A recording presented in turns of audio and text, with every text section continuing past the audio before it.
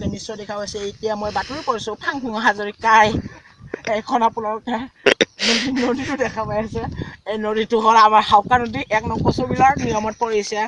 এইটো আপোনালোকে নিশ্চয় দৃশ্যটো দেখা পাই আছে নিশ্চয় আপোনালোকে ৰাইজসকল আমাৰ অসমবাসীসকলে এতিয়া এই নদীটোক আপোনালোকে কি প্ৰত্যামতে কৰিব বিচাৰিছে এতিয়া আমি জানিব বিচাৰিছোঁ খুৰা আপুনি কি ক'ব বিচাৰিছে মই কি ক'ম আৰু কি ক'ব বিচাৰিছে মই ক'ম আমাৰ নদীত যে দলং হয় এইগিলা ব্ৰিজ হয় হয় ফাংফুং হাজৰিকাই যে বনাই দিয়ে হয় হয় মই এইটোৱে ক'ব বিচাৰিছোঁ। খুৰালৈ এতিয়া ধন্যবাদ থাকিল আৰু আমাৰ অলপ কেমেৰামেনটো অলপ আগুৱাই আহিব নেকি নিশ্চয় এতিয়া ৰাইজ অসমবাসীসকলে এই নদীটো দেখা পাই আছে নদীটো হ'ল আমাৰ এতিয়া এইটো হাউকা নদীত পৰিছে 1 নং কচুবিলত এতিয়া যে এইপিনে পৰা এটা ৰাস্তা গৈছে এইপিনে সেইপিনেলৈ সিপাৰলৈ ৰাস্তা গৈছে এই ৰাস্তাটো এতিয়া আমি এখন দলং বিচাৰটো কৰিব বিচাৰিছোঁ আমাৰ অসমৰ গাঁওবুঢ়া শ্ৰী ৰাজেশ বৰ্মনক এইটো মিডিপট্টা কৰা হৈছে এইটো আমাৰ চপন ছেক্ৰেটাৰীয়ে আমি ৰাজেশ বৰ্মন মাতি আনিছোঁ আমাৰ 1 নং কচুবিলৰ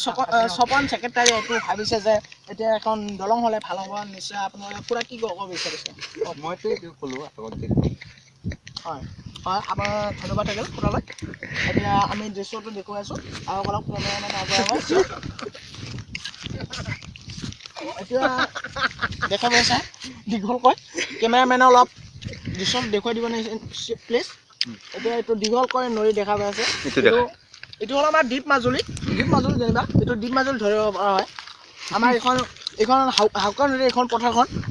এতিয়া